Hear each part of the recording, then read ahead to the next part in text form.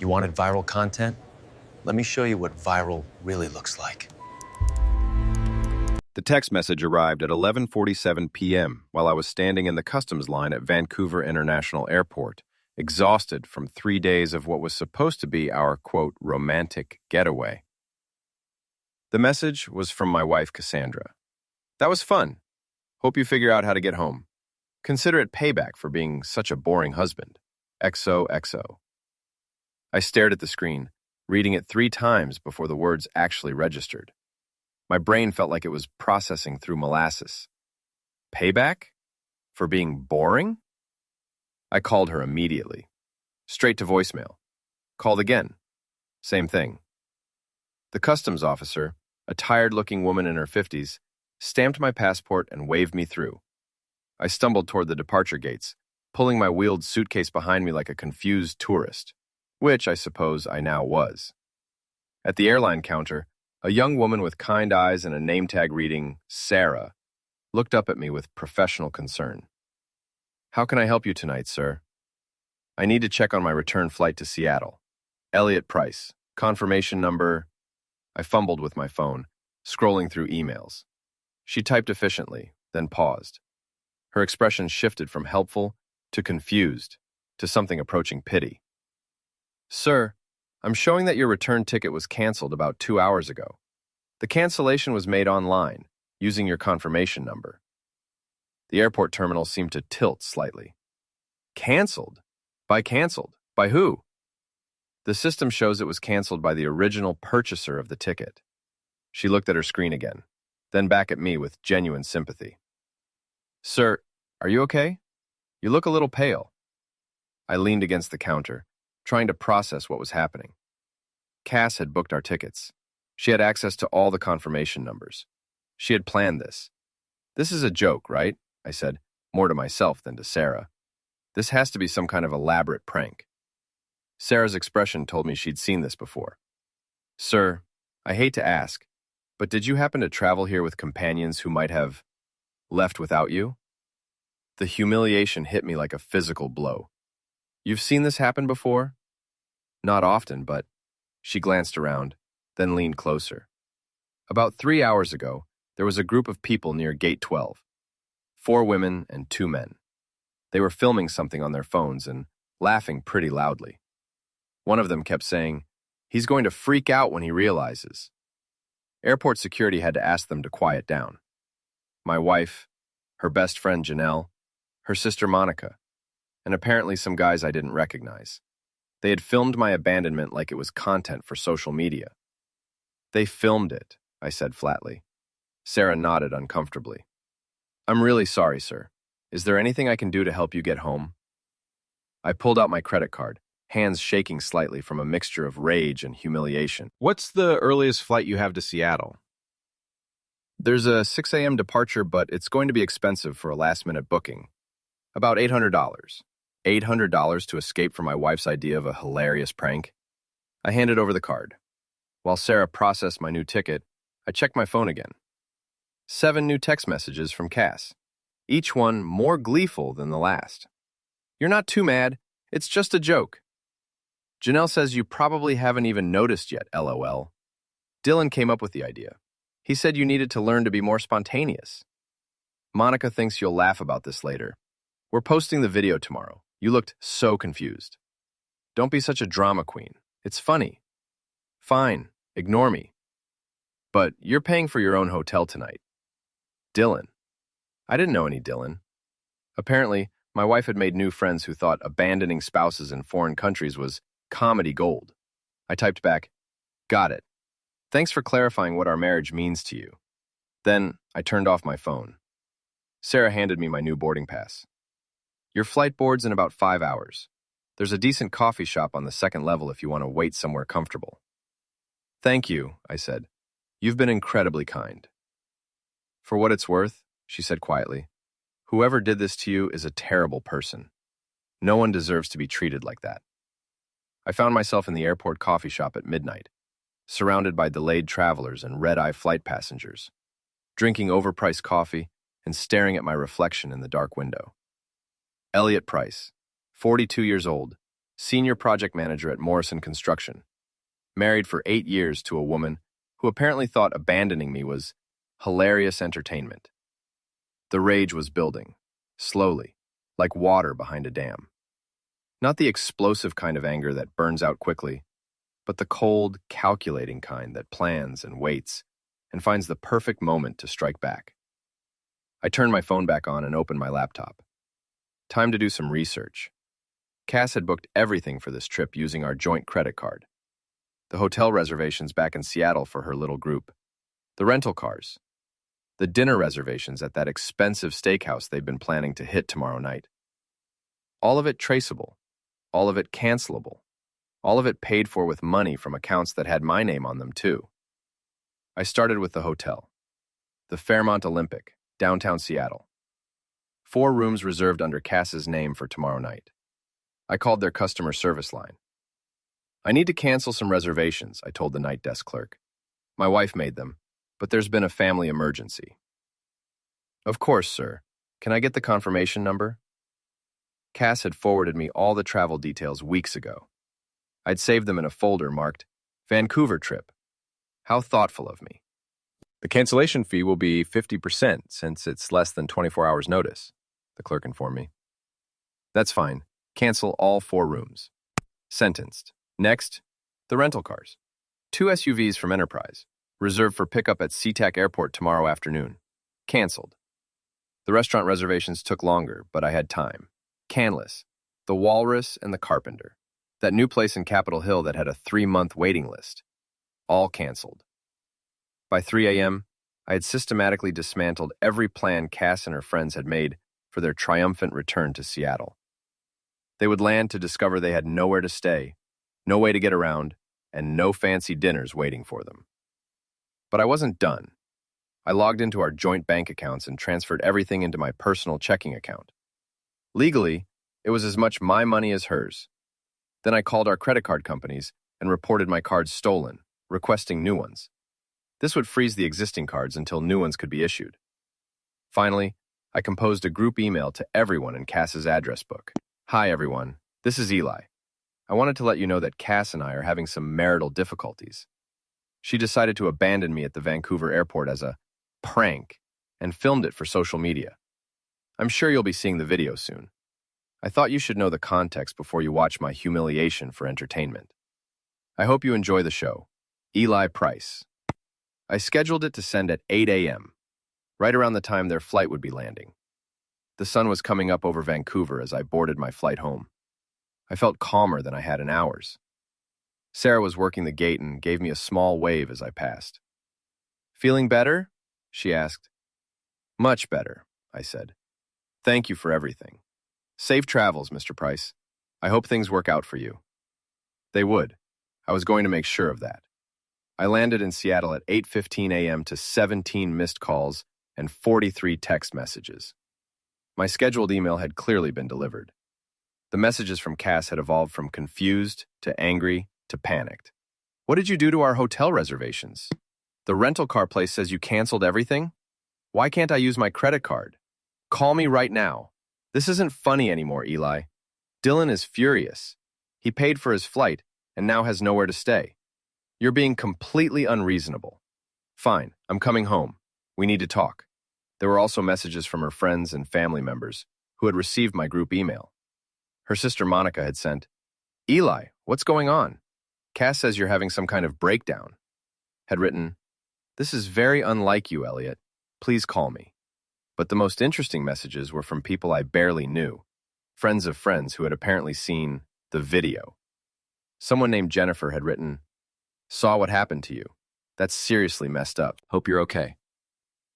A guy named Tom from my construction crew had sent, boss, just saw some video of your wife ditching you at an airport. That's cold, man. You need anything? So the video was already circulating. Perfect. I took a taxi home to our house in Queen Anne, a modest 2-story Craftsman that we'd bought 3 years ago. It was in my name only, since I'd purchased it before our marriage, and my credit score was better for the mortgage.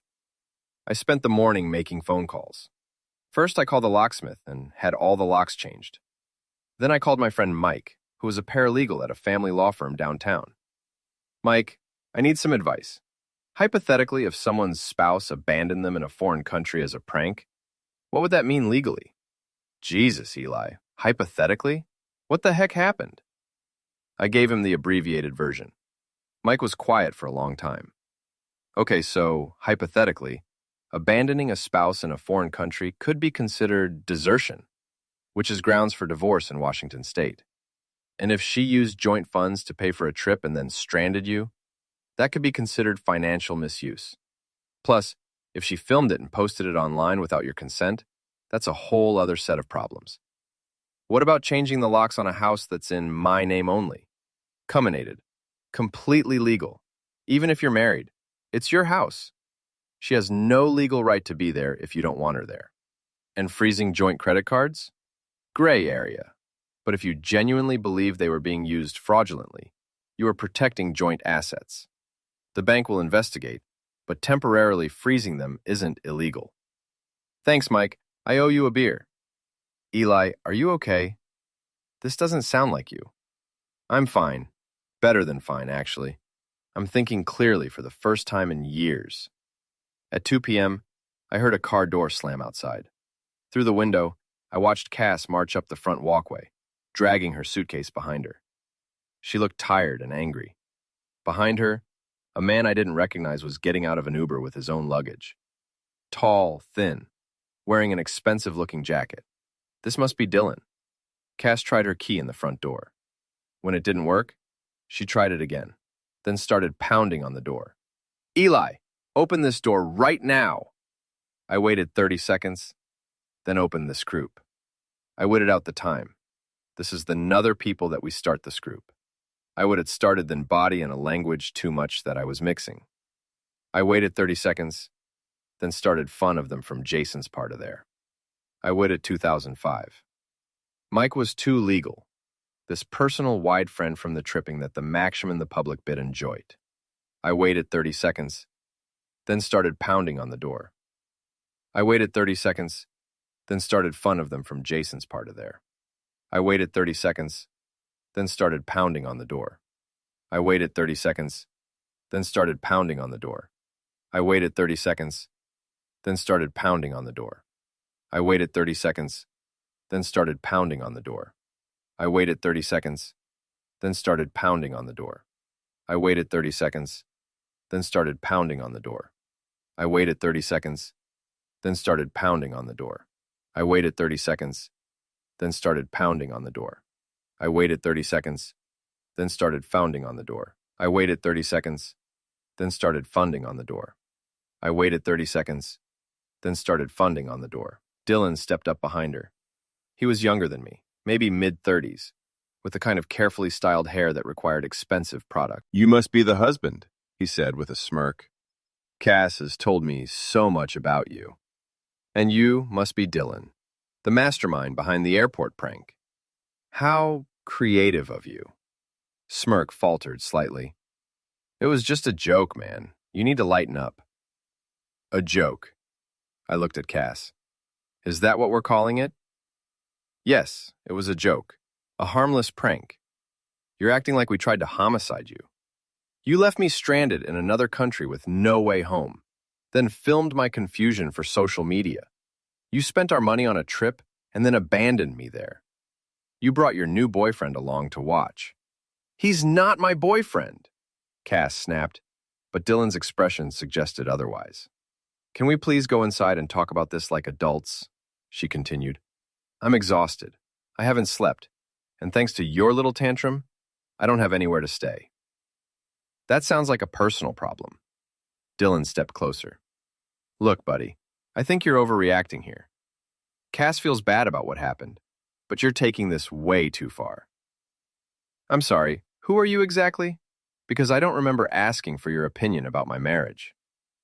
I'm a friend of Cass's, and I think, you think what? That abandoning someone's husband is funny? That filming his humiliation is entertaining? That spending his money and then ditching him is a harmless prank? Dylan's face was getting red. I think you're being a controlling a-hole, actually. Cass deserves better than some boring construction worker who can't take a joke.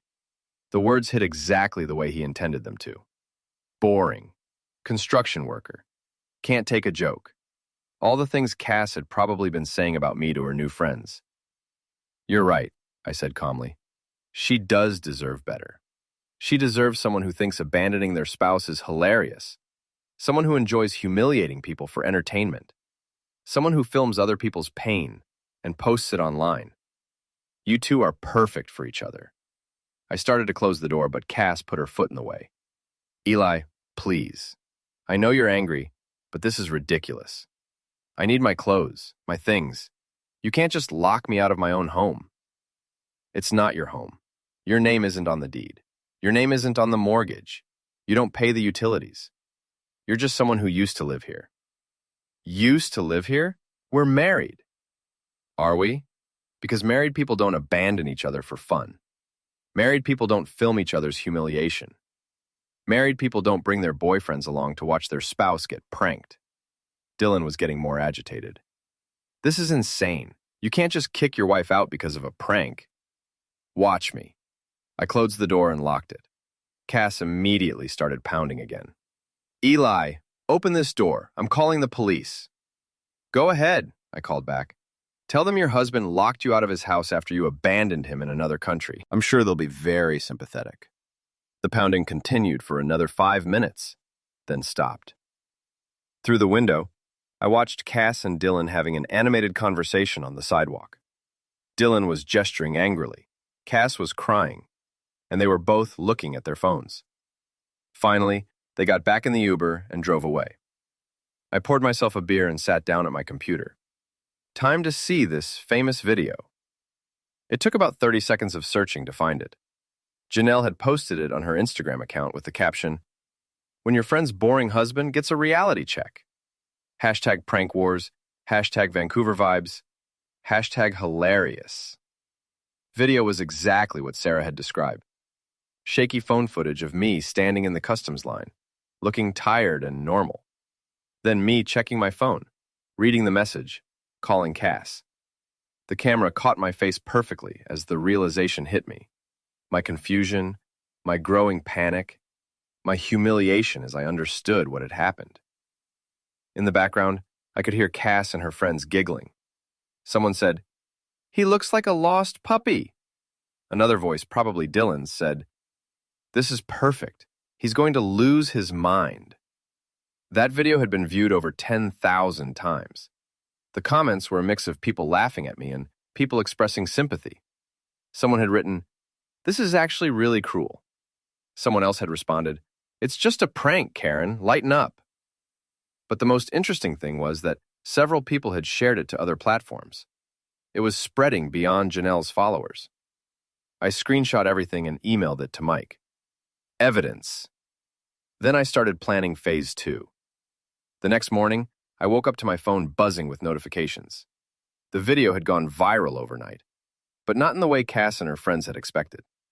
Someone had created a TikTok compilation called "When Pranks Go Too Far," featuring my airport abandonment, alongside other cruel jokes that had backfired. The comments were overwhelmingly critical of Cass and her group. "This isn't funny. This is emotional misuse. Imagine being married to someone who thinks this is entertaining. The way they're laughing while he's clearly distressed is sociopathic. I hope he divorces her and takes everything." But more importantly, someone had identified Cass from the video and found her LinkedIn profile. Her employer, a mid-sized PR firm called Cascade Communications, was being tagged in posts asking if they supported employees who emotionally manipulated their spouses for social media content. My phone rang. It was Mike. "Eli, have you seen the news coverage?" "News coverage?" Channel 7 picked up the story. They're calling it "Prank or Misuse," and they want to interview you. ITV. Sure enough, there was a perfectly coiffed news anchor discussing a viral video that's raising questions about the line between harmless pranks and emotional cruelty. They played clips of the airport footage with my face blurred out for privacy. The video, posted by Seattle influencer Janelle Morrison, shows a woman abandoning her husband at Vancouver International Airport as what she calls a harmless prank. But viewers are questioning whether this crosses the line into misuse. There's Cut to an interview with a psychologist who explained how public humiliation and abandonment could cause lasting emotional trauma. Then they showed some of the supportive comments people had left. My phone rang again. Unknown number. Mr. Price? This is Rebecca Chen from Channel 7 News. We're covering the story about the airport incident, and we'd love to get your perspective. Mammers. I'm not interested in being on television. I understand, but the video is already out there. This would be your chance to tell your side of the story. We could keep your identity anonymous if you prefer. I thought about it. Cass had made this public when she decided to film and post my humiliation. Maybe it was time for the full story to come out. If I did this, what would you want to know? Just the truth about what happened. How it felt to be abandoned like that. Whether you think it was really just a harmless prank. I'll think about it. After I hung up, I drove to Dylan's apartment. I'd found his address online easily enough. He was the CEO of a small tech startup, and his company website listed him as the contact person. His LinkedIn profile showed he lived in a luxury high-rise in South Lake Union. I parked across the street and waited. At 11 a.m., he emerged from the building and walked to a Tesla parked in the visitor spaces. Expensive car for someone whose startup probably wasn't profitable yet. I followed him to a Starbucks, where he met with two other men in expensive casual wear. Tech bros, probably investors or co-founders.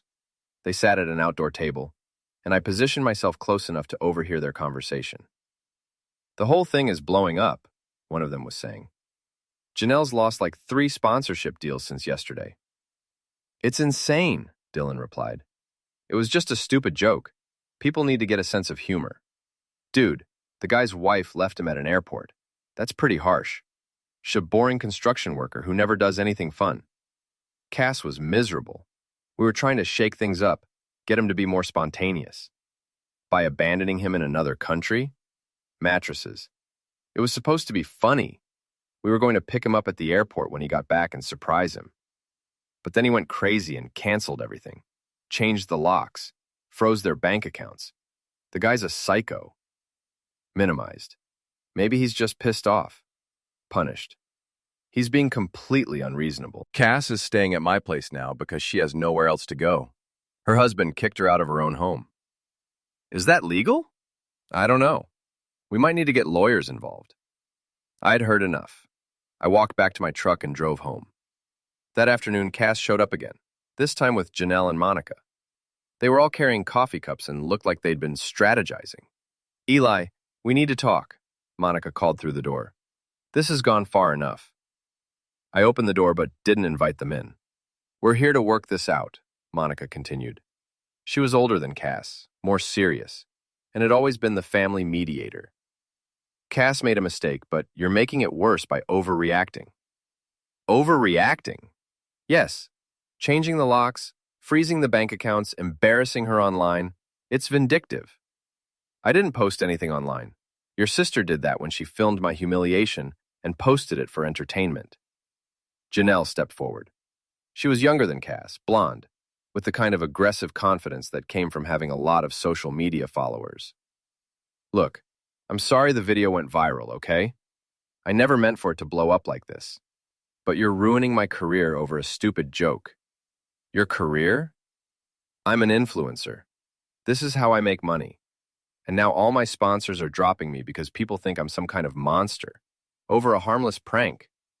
You filmed someone being abandoned and emotionally manipulated, then posted it online for entertainment.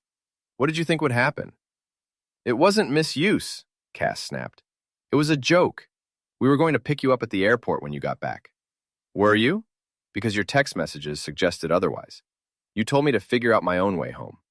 You said it was payback for being boring. You said you were posting the video the next day. That doesn't sound like you were planning to pick me up. The 3 women exchanged glances. Cass looked uncomfortable. The point is, Monica said, you're married. You need to work this out like adults. This public spectacle isn't helping anyone. I didn't make it public. Your sister did. Fine, but now you need to fix it. Let Cass come home, unfreeze the accounts, and work on your marriage. Why? The question seemed to surprise them. Because you're married, Monica repeated. To someone who thinks abandoning me is funny. Someone who films my humiliation for social media. Someone who brings her boyfriend along to watch me get pranked. Why exactly should I want to fix that? Dylan isn't her boyfriend, Janelle protested. Really? Because he seemed pretty comfortable speaking for her yesterday, and she's staying at his apartment now. Cass's face went red. I'm staying there because you locked me out of my own home. My home. And you're staying there because you want to. You made your choice when you decided to humiliate me for entertainment. I started to close the door again, but Monica put her hand up. Eli, please. I know you're hurt, but this isn't you. You're not vindictive. You're not cruel. Don't let anger turn you into someone you're not. Menstrual. You're right. I'm not cruel. I don't abandon people for fun. I don't film their pain for entertainment. I don't bring other people along to watch my spouse get humiliated. But apparently, your sister does all of those things. So maybe you should be having this conversation with her. Relinquario. This time I did close the door. And I didn't open it when they started knocking again. That evening, I called Rebecca Chen back. I'll do the interview, I told her. But I want to tell the whole story. The interview aired 3 days later during the evening news. Rebecca Chen had kept her word about protecting my identity. They filmed me in silhouette and altered my voice slightly. But the story I told was complete and devastating. I explained how Cass had planned the trip, how excited I'd been for what I thought was a romantic getaway, how confused and humiliated I'd felt when I realized what had happened. I talked about hearing her friends laughing in the background of the video, about learning that Dylan had come up with the idea, about discovering that they'd filmed my distress for entertainment. How did it feel to watch that video? Rebecca asked. Like watching strangers mock a car accident victim, I said. They were laughing at someone who was confused and hurt, and trying to figure out what was happening to him. It wasn't funny, it was cruel. Your wife says it was just a harmless prank. The aggression. There's nothing harmless about abandoning someone in a foreign country. There's nothing harmless about filming their distress and posting it online. And there's nothing harmless about bringing your boyfriend along to watch your husband get humiliated. Interview included comments from the psychologist they'd spoken to earlier, who explained how this kind of public humiliation could cause lasting emotional damage. They also showed some of the supportive messages people had sent me through social media. But the most damaging part was when Rebecca asked about the aftermath. Since this happened, have you heard from your wife? Refreshed. She's demanded that I let her back into my house, unfreeze our bank accounts, and pretend this never happened. She's staying with the man who came up with the prank idea. She's more concerned about her friend losing sponsorship deals than she is about how her actions affected me. Do you think your marriage can recover from this? I don't think there's a marriage to recover. Someone who truly loved me wouldn't have done this in the first place. The interview went viral immediately. #AirportHusband started trending on Twitter, with thousands of people sharing their own stories of cruel pranks and expressing support for me. The original video was being shared with new context, and the comments were overwhelmingly critical of Cass and her friends. But more importantly, the story had attracted the attention of other media outlets. By the next morning, I was getting calls from podcasters, bloggers, and even a producer from a national morning show. I ignored most of them, but I did accept an invitation to appear on a popular podcast called Toxic Relationships Exposed. The host, a woman named Dr. Sarah Martinez, specialized in discussing emotional misuse and manipulation. What you experienced, she told her audience, is a textbook example of emotional misuse disguised as humor. The abandonment, the filming, the public humiliation, the gaslighting afterward when they tried to convince you it was just a joke. These are all classic misuse tactics. Podcast episode was downloaded over 1 million times in the first week. Meanwhile, the consequences for Cass and her friends were mounting. Janelle had lost all of her major sponsorships and was hemorrhaging followers. Monica was getting negative reviews for her real estate business from people who'd seen the video. And Cass had been fired from her PR job after the company decided she was no longer a good fit for their values-based brand. Dylan's startup was also feeling the heat. Someone had identified him from the video and connected him to his company. Potential investors were backing out, and his co-founders were pressuring him to step down as CEO. But I wasn't done yet. I'd spent the week since the interview doing research, and I discovered something interesting about Dylan's company. They were applying for a city contract to develop a new app for Seattle's transportation system. The contract was worth millions of dollars and would set them up for life. The city council member overseeing the contract was a woman named Patricia Williams, who'd built her career on advocating for domestic violence victims. She'd even posted about the airport video on her Twitter account, calling it a disturbing example of emotional misuse. I called her office and requested a general expectations to the next video. I called her office 2,000 miles to mini it. I called her office and start with Williams. I compared to the challenges delivering it myself and requested her office and requested a meeting.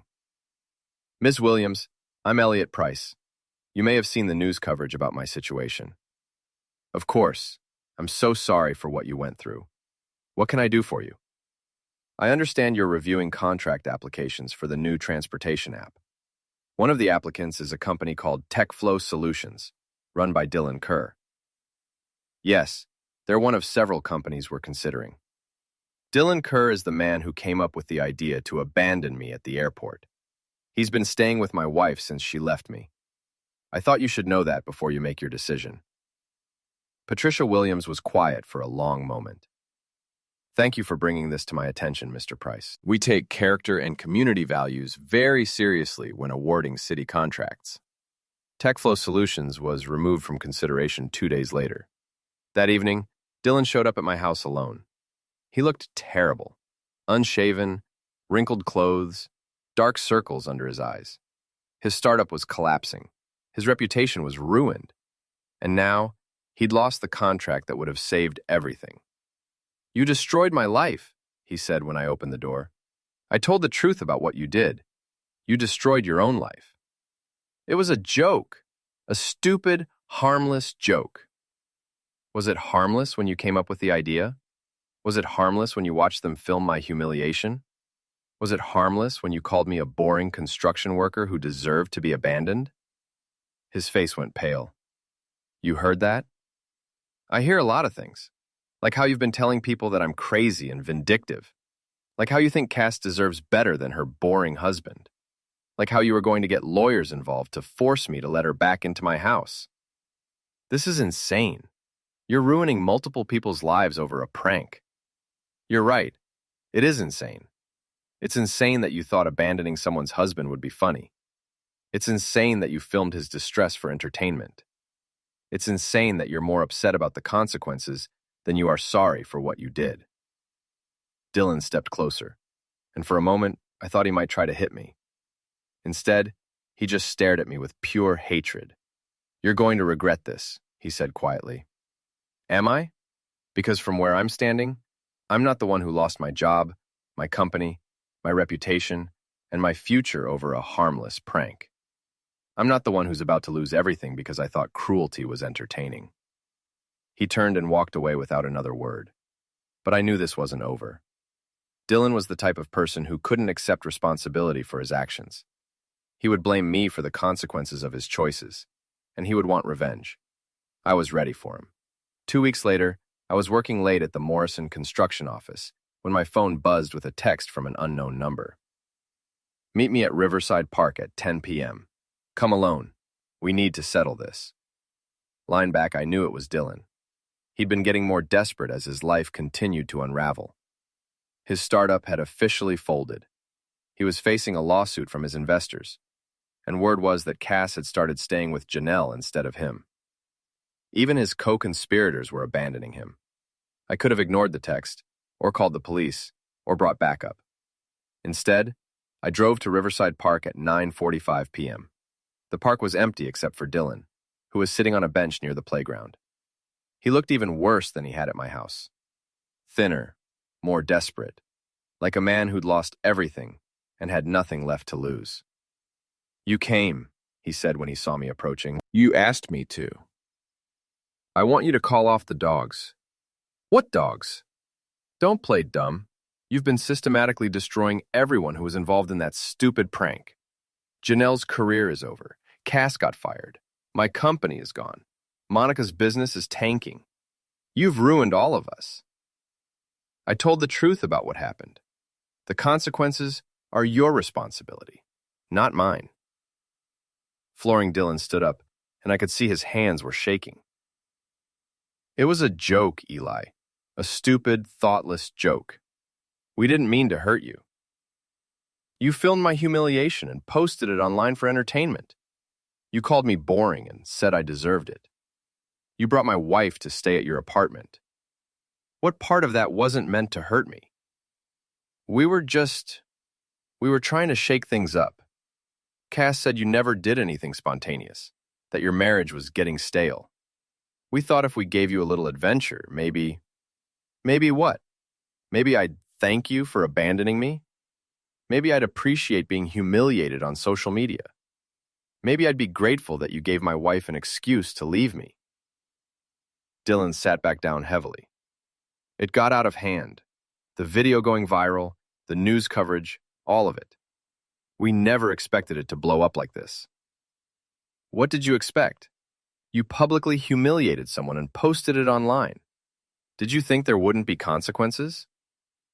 Not like this. Not everything. My whole life is gone, Eli. My company, my reputation, my future. I can't get a job anywhere because when people Google my name, all they see is that I'm the guy who abandoned someone's husband at an airport. For the first time since this whole thing started, I felt something that might have been pity for Dylan. He looked broken, defeated, like a man who'd finally realized the true cost of his actions. I'm sorry, he said quietly. I'm really, genuinely sorry for what we did to you. It was wrong. It was cruel, and you didn't deserve it. Thank you. Will you forgive me? Can you make this stop? I sat down on the bench next to him. Dylan, I didn't make this happen. You did.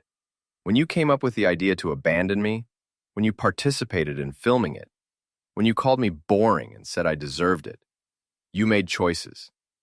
This is the result of those choices. But you could stop it. You could do another interview. Say that you forgive us, that it's time to move on. People would listen to you. Why should I do that? Because, he struggled for words, because you're a good person, because you're not vindictive like me, because you have the power to end this. I thought about it for a long moment. Dylan was right that I could probably stop the public backlash with a single interview.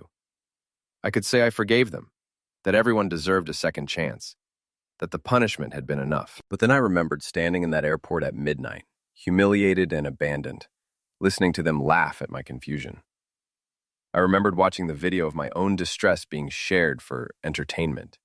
I remembered Cass demanding that I let her back into my house as if nothing had happened, as if I should be grateful for the opportunity to forgive her. No, I said finally. No? You're asking me to save you from the consequences of your own actions. You're asking me to protect you from the results of your choices. But you didn't protect me when you decided to abandon me. You didn't consider my feelings when you filmed my humiliation. You didn't care about the consequences when you posted it online. Dill's face crumpled. Please, Eli. I'm begging you. Pilgrim 3. You made your choices, Dylan. Now you get to live with them. I stood up to leave, but Dylan grabbed my arm. You can't just walk away. You can't just destroy people's lives and pretend you're the victim. I didn't destroy anything. I told the truth about what you did to me.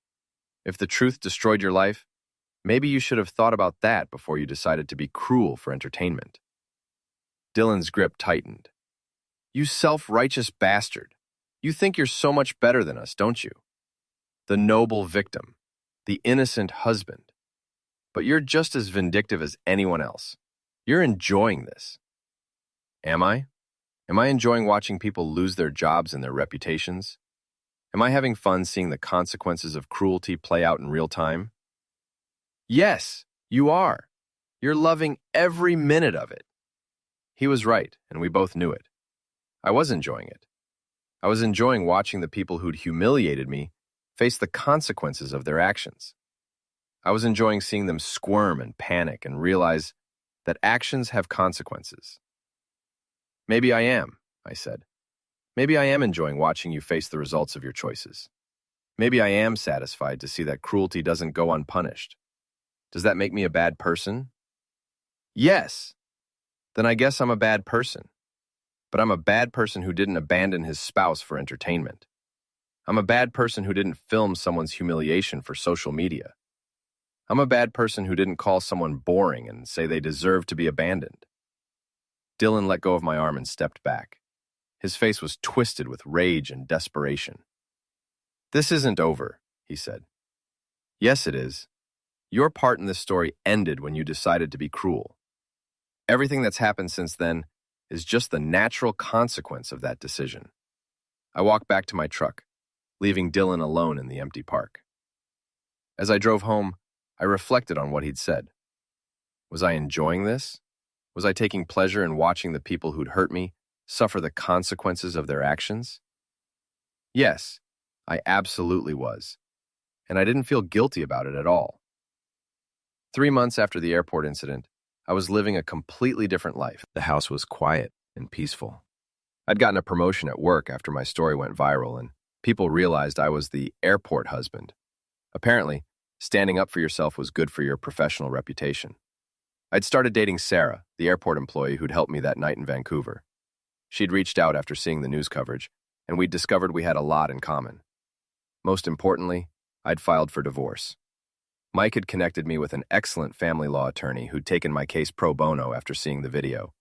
Since Cass had abandoned me, and we had everything documented, the divorce was proceeding smoothly. I would keep the house, my retirement accounts, and most of our assets. Cass would get her personal belongings and half of whatever was left after legal fees. She wasn't happy about it. "This is vindictive and you know it," she said during one of our mediation sessions. "You're punishing me for a harmless prank, disregancing you, because you abandoned me in a foreign country, filmed my humiliation, and showed no remorse afterward," I replied calmly. "The financial settlement is just following Washington state law." I said I was sorry. "No, you said it was a joke and that I was overreacting. There's a difference." Cass had been struggling since the video went viral. After losing her job, she'd moved back in with her parents. Her social circle had largely abandoned her, and she was having trouble finding new employment because her name was associated with the airport incident. She looked tired and defeated, nothing like the confident woman who'd thought abandoning me would be hilarious entertainment. But I wasn't done yet. The final piece of my revenge had taken months to set up, and it required perfect timing. The opportunity came when I learned that Cass, Janelle, and Monica were all planning to attend the annual Pacific Northwest Women in Business Conference. It was a big networking event, exactly the kind of place where Cass would be trying to rebuild her professional reputation. I'd been invited to speak at the same conference. The organizers had reached out after my story went viral, asking if I'd be willing to give a presentation about resilience and overcoming public humiliation. They thought my experience would be inspiring to other attendees who'd faced professional setbacks. I accepted immediately. The conference was held at the Seattle Convention Center, with over 1,000 attendees. My presentation was scheduled for the main auditorium at 2 p.m. on Saturday, right after lunch, when everyone would be gathered in one place. I arrived early and did a sound check. The presentation was titled, "When Life Gives You Lemons, Turning Public Humiliation into Personal Growth." I prepared a thoughtful, inspiring talk about resilience, forgiveness, and moving forward after betrayal. But I'd also prepared something else. At 2 p.m., the auditorium was packed. I could see Cass, Janelle, and Monica sitting together in the middle section, looking uncomfortable, but trying to blend in with a crowd. They probably hadn't expected me to actually show up. I began with a scheduled presentation, talking about resilience and growth and the importance of learning from difficult experiences. The audience was engaged, nodding along, taking notes. It was going well.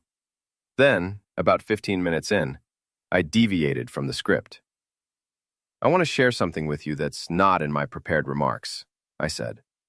"A few months ago, my wife and her friends thought it would be funny to abandon me at an airport in another country. They filmed my confusion and humiliation and posted it online for entertainment.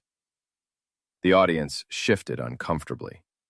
This wasn't the inspiring, uplifting presentation they'd expected. Now, I could stand here and tell you that I've forgiven them, that we should all move on, that holding grudges is unhealthy. That's what a good person would do, right? That's what you'd expect to hear at a conference like this. I paused, looking directly at Cass. Her face had gone white. But I'm not going to do that, because sometimes, when people hurt you deliberately and show no genuine remorse, the healthy thing to do is to let them face the consequences of their actions. Million murmurs rippled through the audience. People were starting to realize this wasn't a typical motivational speech. The woman who abandoned me is here today, trying to rebuild her professional reputation after losing her job due to the public backlash from her cruel prank. Her friends who participated are here too, trying to network and move past the consequences of their choices. I clicked to the next slide, which showed a screenshot of the original video. This is what they did to me. They filmed my distress and posted it online for entertainment. They laughed at my confusion and called me boring. They brought along my wife's boyfriend to watch the show. It was completely silent now. Some people were looking around, trying to identify the people I was talking about. Now they want forgiveness. They want everyone to move on. They want to rebuild their reputations and pretend this never happened. But here's what I've learned about forgiveness. It has to be earned. And cruelty disguised as humor doesn't deserve to be forgotten. I clicked to the final slide, which showed photos of Cass, Janelle, and Dylan that I'd pulled from their social media accounts. These are the people who thought abandoning someone's husband would be funny. Cassandra Price, my soon-to-be ex-wife. Janelle Morrison, who posted the video online.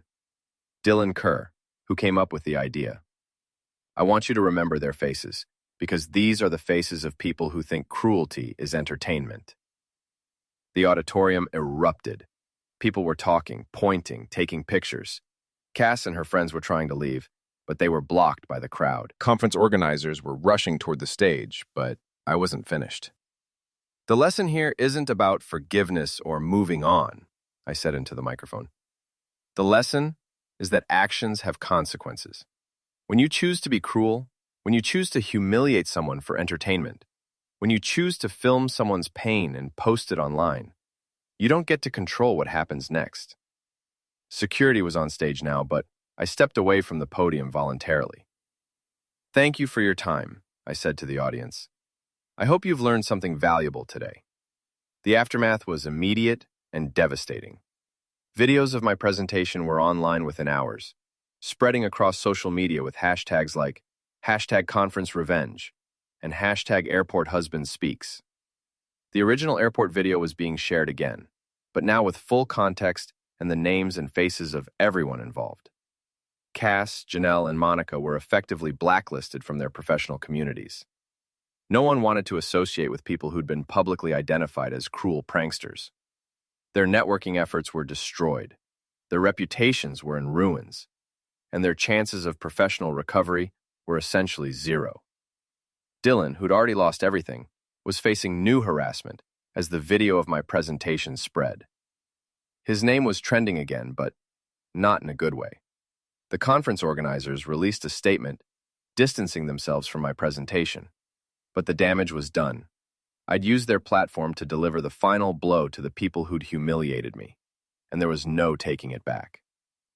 That evening, I was having dinner with Sarah at a quiet restaurant when my phone rang. It was Cass. "Are you happy now?" she asked when I answered. "Are you satisfied? You've completely destroyed any chance I had of rebuilding my life. I told the truth about what you did to me. If that destroyed your chances of rebuilding, maybe you should have thought about that before you decided to be cruel." Simmons, this is insane, Eli. This level of revenge, this vindictiveness. It's not normal. It's not healthy.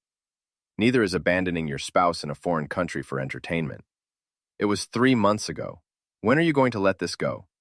I have let it go. I've moved on with my life. I have a new relationship, a successful career, and peace of mind. You're the one who can't let go of the consequences of the choices. There was a long silence. "I hate you," she said finally. "I know. But I don't hate you, Cass. I just don't care about you anymore. There's a difference. I hung up and turned off my phone. Sarah reached across the table and took my hand. "Do you feel better now?" she asked. I thought about it. Did I feel better? Was I satisfied with how everything had played out? Yes, I absolutely was. The people who thought cruelty was entertaining had learned that actions have consequences. The people who'd filmed my humiliation for social media had experienced their own public shame. The people who'd abandoned me and shown no remorse had been abandoned by their communities and professional networks. It was perfect justice.